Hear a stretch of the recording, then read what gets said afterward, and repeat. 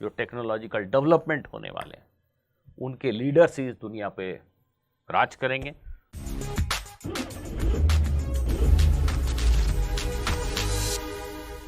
Hello students, I Shashi Bhushan Tiwari welcome you all. मुझे पता है कि आप सभी इस समय काफ़ी व्यस्त हैं अपने जेई मेंस के प्रिपरेशन को लेकर, और इस समय एडवाइसेस की भी कोई कमी नहीं है। तो मैं एक नया एडवाइस दे दूं, इससे बात नहीं बनती। मैं एक मिसअंडरस्टूड एडवाइस को सही तरीके से प्रेजेंट करना चाहता हूं। एक एडवाइस है जो आज की तारीख पे लगभग यूट्यूब के हर चैनल पे आप बच्चों को दी जा रही है, और ये एडवाइस मैं देख रहा हूँ कि बच्चे मिसअंडरस्टैंड कर रहे हैं, उसका वो गलत अर्थ समझ रहे हैं, और ये डेट्रीमेंटल हो सकता है। इसलिए मैं इस वीडियो को लेकर आया हूँ कि आपको इस एडवाइस का सही मीनिंग बता सकूँ जो हर कोई आपको देने में लगा हुआ है। एडवाइस क्या है? Complete your syllabus. हर एक चैनल पे हर एक आदमी, हर एक टीचर, हर एक मोटिवेटर आप सभी बच्चों को ये बता रहे हैं कि अपने सिलेबस को जेई मेन के लिए कंप्लीट कीजिए। ये बात मैं भी बोलता हूँ ये बात गलत नहीं है, सिलेबस कंप्लीट कीजिए, पर आप उसको गलत समझते हैं।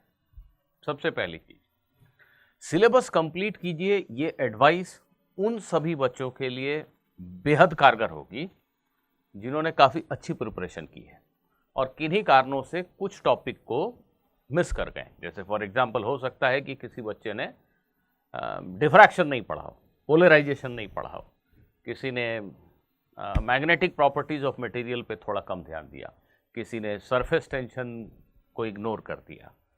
बाकी उसका मोटा मोटी सब कुछ प्रिपेयर्ड है, बट 5-10% सिलेबस का हिस्सा ऐसा है जिसको उसने ढंग से नहीं पढ़ा।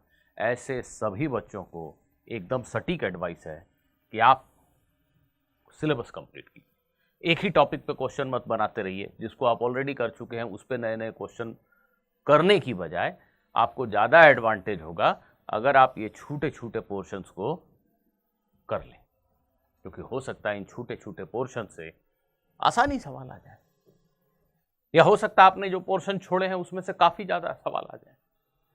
तो ऐसी परिस्थितियों से बचने के लिए आपको अब ऑलरेडी पढ़े हुए टॉपिक्स में बहुत सारे क्वेश्चंस को न करते हुए जो छोटे छोटे पार्ट हैं उसको जरूर सबसे पहले कंप्लीट कर लेना चाहिए। एकदम सही बात। लेकिन मिसअंडरस्टैंडिंग कहाँ पे है? मिसअंडरस्टैंडिंग उन बच्चों को होती है जिनका सिलेबस अभी काफ़ी अधूरा है, या हो सकता है कि 11th का उनका काफ़ी बैकलॉग पड़ा हुआ है, इवन 12th का काफ़ी बैकलॉग पड़ा हुआ है, और उनको कहीं से एडवाइस मिल गई कि सिलेबस कंप्लीट करो, यही असली जादुई मंत्र है। वो लग गए सिलेबस कंप्लीट करने पे। कैसे करेंगे? इतने कम समय में अगर वो सिलेबस को कंप्लीट करेंगे तो कैसे करेंगे? बहुत सुपरफिशियली चीज़ों को पढ़ेंगे। और ऐसे भी एडवाइस देते हुए नामी गिरामी लोगों को मैंने देखा है जो कह रहे हैं आपसे कि हो सकता है कि आप जिस टॉपिक को छोड़ के जा रहे हो उससे बेहद आसान सवाल आ जाए। हो सकता है कि एक रिंग की मोमेंट ऑफ इनर्शिया पूछ दी जाए। सबसे पहली बात, ऐसा होता नहीं है। 1000 में एक केस ऐसा हो सकता है कि इतना सिंपल क्वेश्चन आ जाए। और दूसरी, उससे भी ज्यादा इंपॉर्टेंट बात, कि जो इस तरीके से सुपरफिशियली पढ़ेगा वो उस क्वेश्चन का आंसर भी नहीं कर पाएगा। उसको पता ही नहीं है कि मोमेंट ऑफ इनर्शिया क्या होता है, उसको पता ही नहीं है कि अलग अलग एक्सिस के अबाउट मोमेंट ऑफ इनर्शिया अलग अलग होती है। उससे हम कैसे उम्मीद करेंगे कि उस क्वेश्चन को सही कर देगा? नहीं कर पाएगा। वो इतने सुपरफिशियली उसने सिलेबस कंप्लीट करने के लिए पढ़ा, कहीं से शॉर्ट नोट्स मिल गए, 1 शॉर्ट वीडियो देख लिया, कुछ फॉर्मूले देख लिए और सोचा कि हाँ सिलेबस कंप्लीट करना जरूरी है क्योंकि फलाने ने एडवाइस दी है, इसी से जेई मेन में अच्छा स्कोर आ पाएगा। एकदम गलत स्ट्रैटेजी, एकदम गलत स्ट्रैटेजी। जिन बच्चों का सिलेबस काफ़ी बचा हुआ है या काफ़ी बैकलॉग है, उन बच्चों के लिए सही एडवाइस ये है कि वो आराम आराम से पढ़ें। वो जितना पढ़ पा रहे हैं उतना ही पढ़ें। जनवरी अटेम्प्ट में ही सब कुछ पढ़ के उगल देना है, इसकी अधीरता में ना पढ़े। अप्रैल में भी एग्जाम होगा, अन्यथा आप करेंगे ये कि अभी से लेके जनवरी तक का पूरा समय आप खराब कर देंगे। सिलेबस कंप्लीट करने के चक्कर में सुपरफिशियली चीज़ों को पढ़ते चले जाएंगे, कोई भी चीज़ आपको नहीं आएगी। जनवरी में भी नहीं बनेंगे क्वेश्चन, और अप्रैल अटेम्प्ट के लिए भी ये 3 महीने आपके खराब हो चुके हों। तो ऐसे बच्चों जिनके सिलेबस का काफ़ी हिस्सा बचा हुआ है, उनको साफ एडवाइस है कि वो आराम आराम से पढ़ें।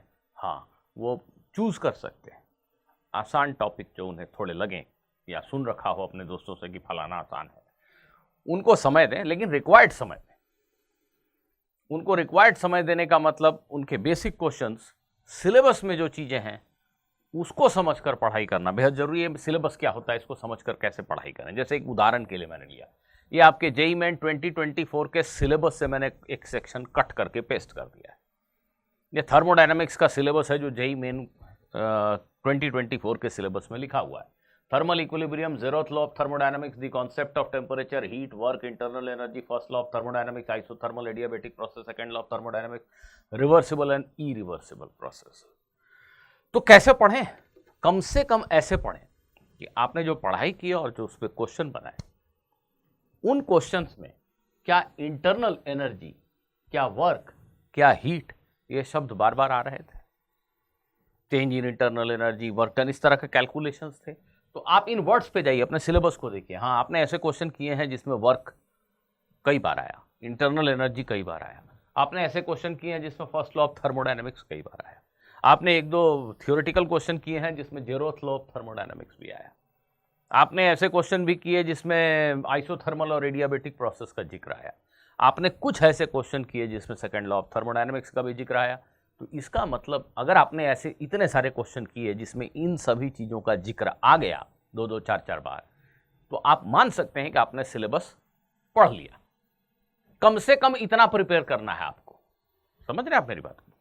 सिलेबस कंप्लीट करने की हड़बड़ाहट में आपको पता ही नहीं है कि एडियाबैटिक प्रोसेस क्या होता है, इरिवर्सिबल और रिवर्सिबल में फ़र्क क्या होता है, सेकंड लॉ ऑफ थर्मोडायनामिक्स छूटा हुआ है।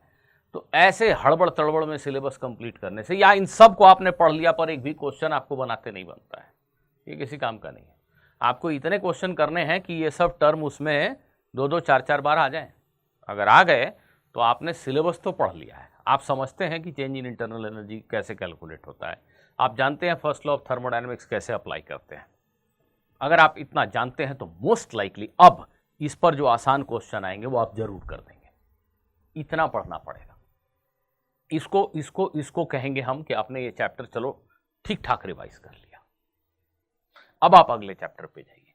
ऐसा करते रहिए। ये जो समय बचा है, इस समय में आप इस प्रकार से जितना कर पाएं उतना ही कीजिए। एकदम 31 दिसंबर को मैं पूरा सिलेबस खत्म कर दूंगा। इस धुन में लगेंगे तो अपने पैर पे कुल्हाड़ी मारेंगे, एक भी सवाल नहीं बनेगा। और ये मैं अपने अनुभव से कह रहा हूँ, बनी बनाई बात नहीं कह रहा हूँ। देखता हूँ हर साल बच्चों को, और अभी भी अपने बच्चों को देख रहा हूँ कि सिलेबस, जैसे ही कल एक बैच में मैंने कहा कि चलो सिलेबस 12th का बैच ख़त्म हो गया, तो उनके चेहरों पे ऐसी खुशी और रौनक जैसे कि क्या मिल गया। अरे ये इम्पॉर्टेंट नहीं है कि तुमने सिलेबस कंप्लीटेड का मुहर लगाया कि नहीं, ये इम्पॉर्टेंट है कि उसको समझ के, उसमें जो चीज़ें लिखी हैं सिलेबस में, जो वर्ड्स लिखे हैं, उनको समझ के उन पे क्वेश्चन किए कि नहीं किए, तभी तो एग्ज़ाम में क्वेश्चन बन पाएगा। आखिर ये बिल्कुल ही आसान किस्म का एग्ज़ाम तो है नहीं कि हीट का डेफिनेशन लिखने आ जाए। तो वैसा आसान एग्ज़ाम नहीं है। हज़ारों में एक क्वेश्चन वैसा हो जाता है कभी कि एकदम ही आसान हो। अदरवाइज़ इन जनरल तो क्वेश्चन कुछ तो होते ही हैं। उसको वही बना सकता है जिसको कॉन्सेप्चुअली थोड़ी तो क्लैरिटी हो। इसलिए एडवाइस को सही ढंग से लीजिए, सिलेबस कंप्लीट कीजिए। ये उनके लिए ज़रूरी है जिनका काफ़ी कुछ कवर्ड है, थोड़ा बहुत बचा वो ज़रूर कंप्लीट करने पे ध्यान दें, रादर देन कि जो ऑलरेडी किया हुआ है उस पर खूब सारे क्वेश्चन बनाएं। और जिनका सिलेबस काफ़ी बचा हुआ है, जैसा मैंने समझाया, उस तरीके से कम करें। अब जितने चैप्टर हो पा रहे हैं वो करें, हर सब्जेक्ट के लिए एप्लीकेबल है। And most important, never quit something with great long term potential just because you can't deal with the stress at the moment। ये आज की तारीख में इंजीनियरिंग एक, मुझे लगता है, one of the most lucrative career option है। आने वाले डिकेड्स में जो टेक्नोलॉजिकल ब्रेक थ्रूज होने वाले हैं, जो टेक्नोलॉजिकल डेवलपमेंट होने वाले हैं, उनके लीडर्स इस दुनिया पे राज करेंगे, वही सबसे धनी लोग, सोसाइटी के सबसे गणमान्य लोग होंगे। तो टेक्नोलॉजी न कभी रुकी थी, उसकी प्रोग्रेस न कभी रुकेगी, और जो लोग टेक्नोक्रेट्स होंगे उनका फ्यूचर बहुत बढ़िया होगा। इंजीनियरिंग डेफिनेटली एक बहुत ही रिवार्डिंग प्रोफेशन है, और इसको पाने के लिए अगर आपको आज बहुत मेहनत करने की ज़रूरत लग रही है, बहुत स्ट्रेस आ रहा है, तो भी मत छोड़िए, don't quit, it is something worth doing it. ठीक है, इस एडवाइस के साथ आपको छोड़ जाता हूँ। मिलेंगे अगले वीडियो में किसी और बातचीत, किसी और चर्चा के साथ। Good bye.